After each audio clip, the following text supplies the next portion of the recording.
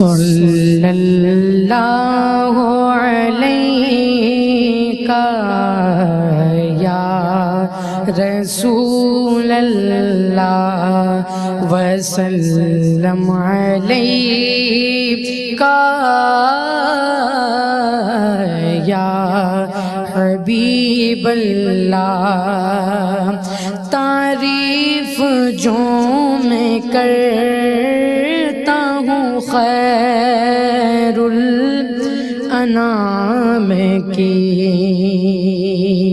عزت بلند ہوتی ہے میرے کلام کی، میری لحد میں لائیں گے تشریف مصطفیٰ، میرے مصطفیٰ میری لحد میں لائیں گے تشریف مصطفیٰ،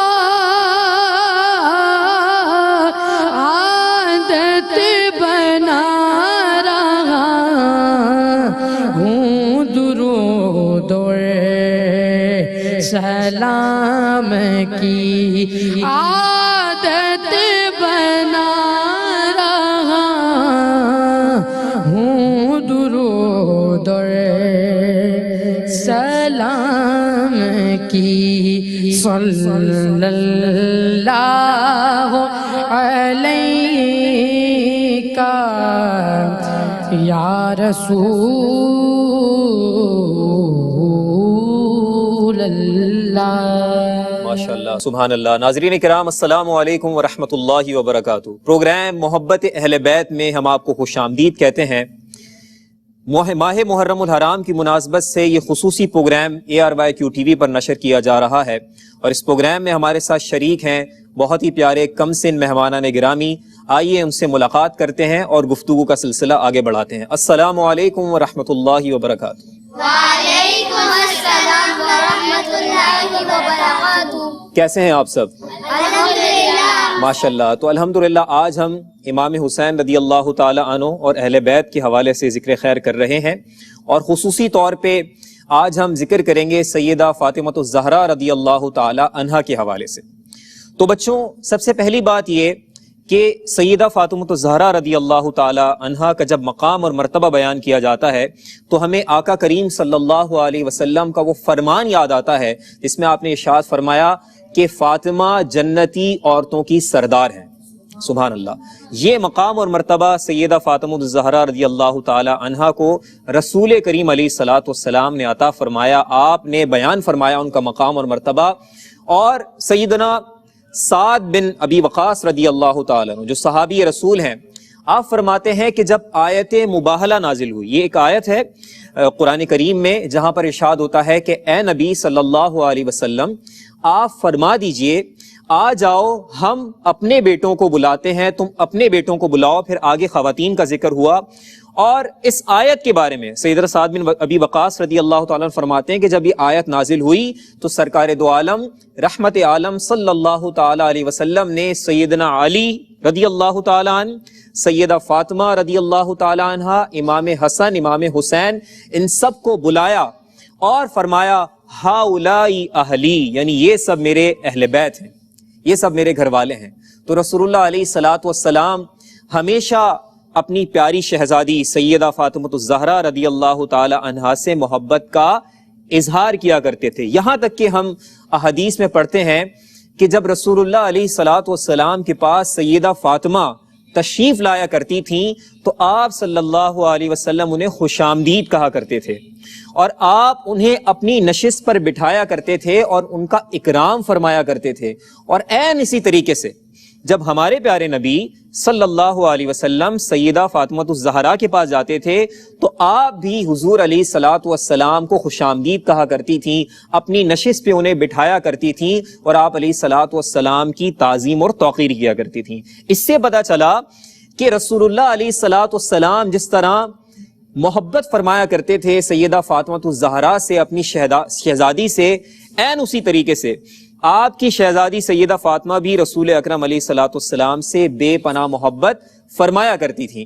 اور یہاں سے ہمیں بات سمجھ میں آتی ہے بچوں کہ ہمیں بھی اہل بیت سے دل و جان سے محبت کرنی چاہیے. ہمیں بھی اپنی عقیدت کا اظہار اہل بیت کے ساتھ کرنا چاہیے. کیوں؟ کیونکہ جب ہم رسول اللہ صلی اللہ علیہ وسلم سے، آپ کی اہل بیت سے محبت کا اظہار کرتے ہیں تو حقیقت میں یہ رسول اللہ صلی اللہ علیہ وسلم سے محبت کا اظہار ہوا کرتا ہے. تو ہمارے ساتھ یہ پیارے پیارے مہمان موجود ہیں. ہم چاہیں گے کہ رسول اللہ صلی اللہ علیہ وسلم کی کوئی حدیث مبارکہ ان کی زبانی سنیں. جی بیٹا. آقا علیہ السلام ایک روز سیدنا امام حسین کو اپنے کندھوں پر اٹھا کر چل رہے تھے تو ایک شخص نے دیکھا تو دیکھتے ہی اس نے کہا، اے بیٹے مبارک ہو، تمہیں کتنی پیاری سواری نصیب ہوئی ہے. سبحان اللہ. آقا صلی اللہ علیہ وآلہ وسلم نے فرمایا، تمہیں سواری کا اچھا ہونا نظر آ رہا ہے، مگر یہ بھی تو دیکھو کہ سوار کتنا پیارا، خوبصورت اور اعلیٰ ہے. سبحان اللہ، ماشاء اللہ ماشاء اللہ. بہت ہی پیاری بات رسول اللہ صلی اللہ علیہ وسلم کا فرمان ہم نے سنا. اب میں چاہوں گا ایک اور ہمارے ساتھ مہمان وہ بھی حضور علیہ الصلوۃ والسلام کی حدیث ہمیں سنائیں.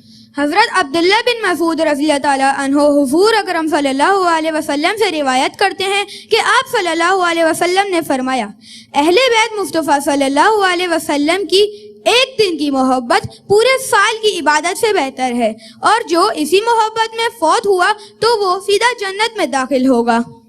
جی بیٹا. اور حضرت زید بن ارقم رضی اللہ تعالیٰ عنہ سے مروی ہے کہ حضور نبی اکرم صلی اللہ علیہ وسلم نے حضرت علی، حضرت فاطمہ، حضرت حسن اور حضرت حسین سے فرمایا، تم جس سے لڑو گے میں بھی اس کے ساتھ حالت جنگ میں ہوں، اور تم جس سے صلح کرنے والے ہو میں بھی اس کے ساتھ صلح کرنے والا ہوں. اللہ اکبر، ماشاء اللہ. جی بیٹا.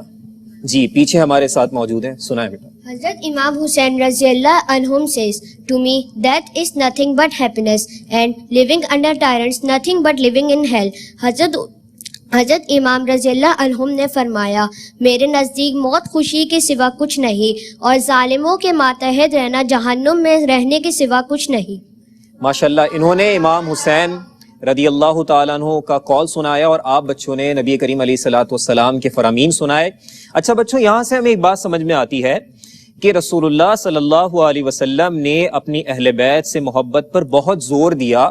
آپ صلی اللہ علیہ وسلم نے تاکید بیان کی کہ میری اہل بیت سے محبت رکھی جائے. یہاں تک کہ ہمیں یہ بھی بتایا کہ اگر کوئی اہل بیت سے محبت نہیں رکھتا یا خدا نہ خواستہ اپنے دل میں بغض رکھتا ہے، نفرت رکھتا ہے، تو اس کا مطلب یہ نفرت رسول اللہ علیہ الصلوۃ والسلام سے نفرت کا اظہار ہے. کیونکہ ایسا ہو نہیں سکتا کہ کوئی رسول اکرم علیہ الصلوۃ والسلام سے محبت کا دعویٰ کرے اور آپ کی اہل بیت سے محبت نہ رکھے. اور اسی طرح ہم نے ایک اور فرمان سنا آپ علیہ الصلوۃ والسلام کا کہ جب کسی نے کہا کہ رسول اللہ علیہ الصلوۃ والسلام کے جب سوار تھے آپ علیہ الصلوۃ والسلام کے کندھوں پر شہزادے سوار تھے سیدہ فاطمہ الزہرا کے، تو کسی نے کہا کہ سواری کتنی اچھی ہے، تو رسول اللہ علیہ الصلوۃ والسلام نے کیا فرمایا، یہ بھی تو دیکھو کہ سوار کتنا اچھا ہے.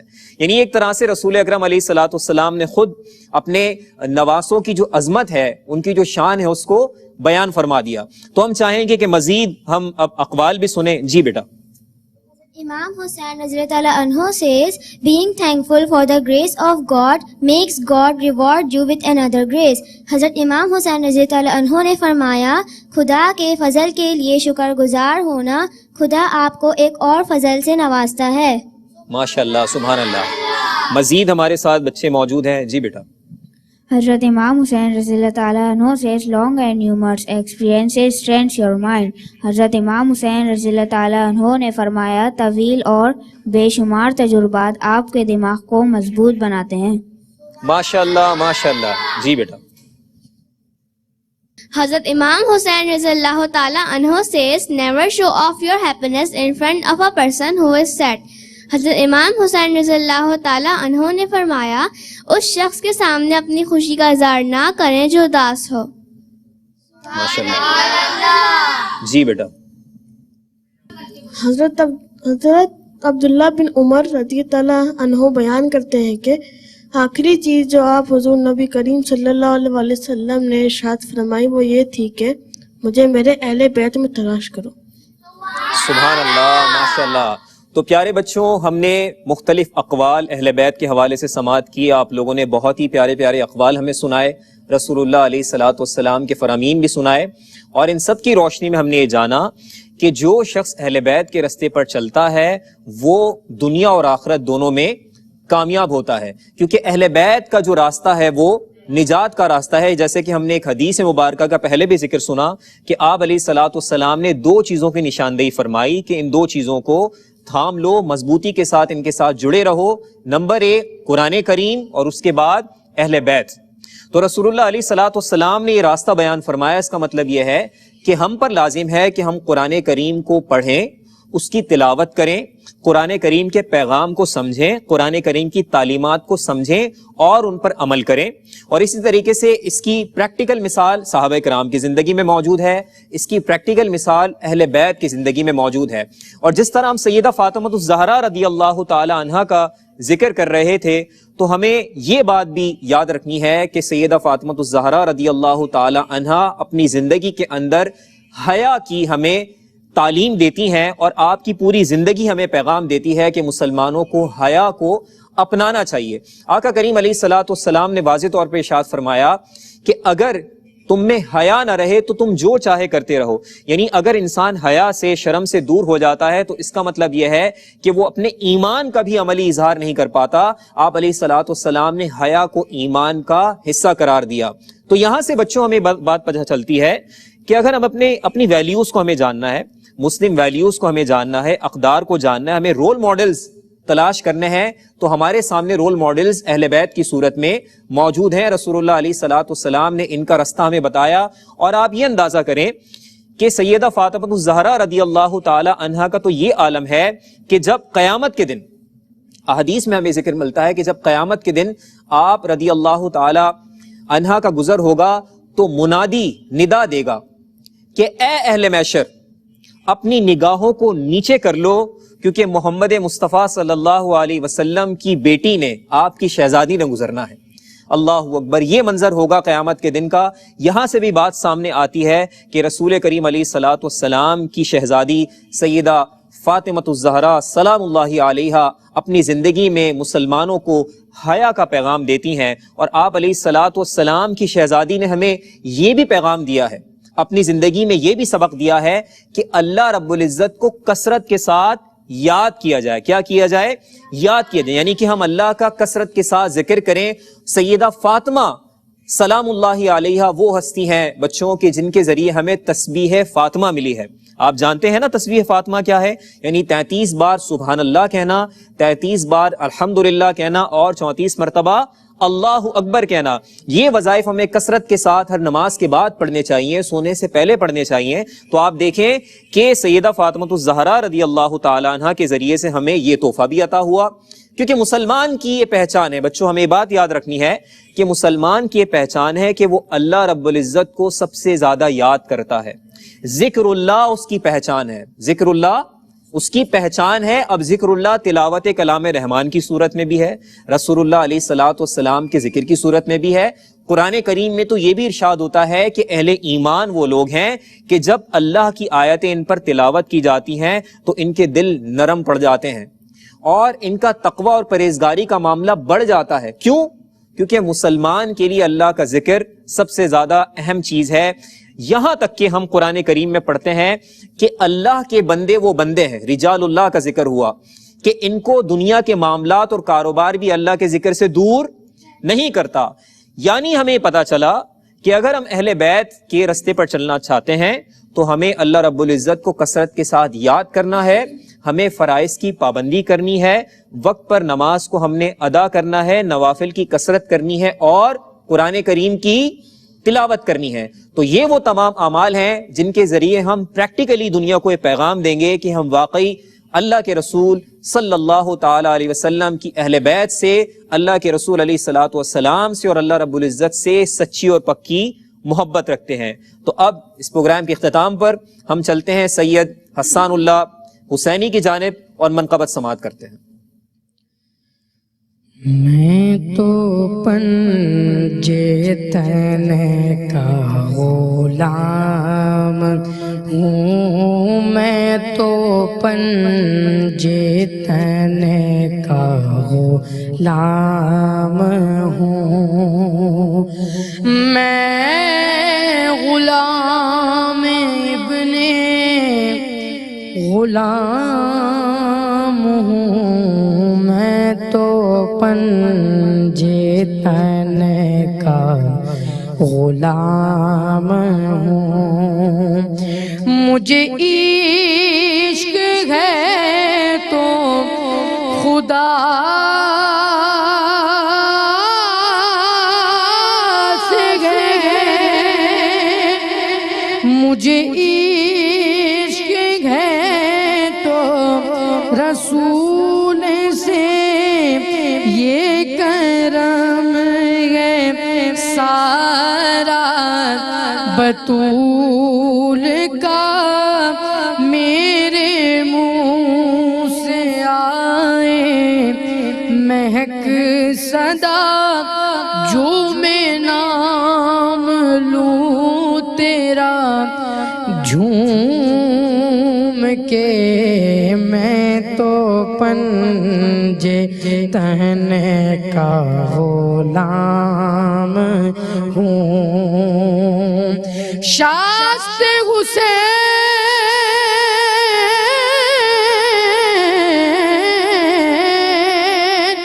بادشاہ است حسین، دی است حسین، دی پناہ است حسین، سداد ندات دست در دست یزید، حقا کے بنائے لا الہ است حسین، میں تو پنجے تن کا غلام ہوں، میں تو پنجے تن کا غلام ہوں، ہوا کیسے تن سے وہ سر جدا، جہاں عشق ہو وہیں کربلا، میری بات انہی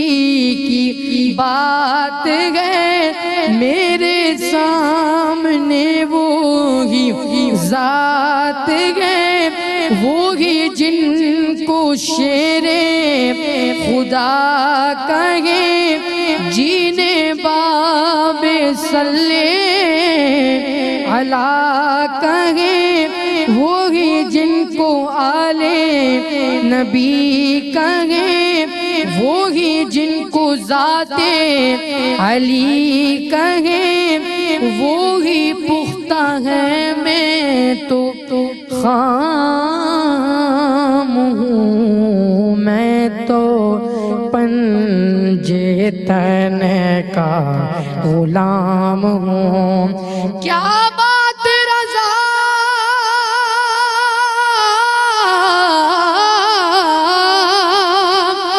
اس چمنستان کرم کی، زہرا ہے کلی جس میں حسین اور حسن پھول، میں تو پنجے تن کا غلام ہوں، میں تو پنجے تن کا غلام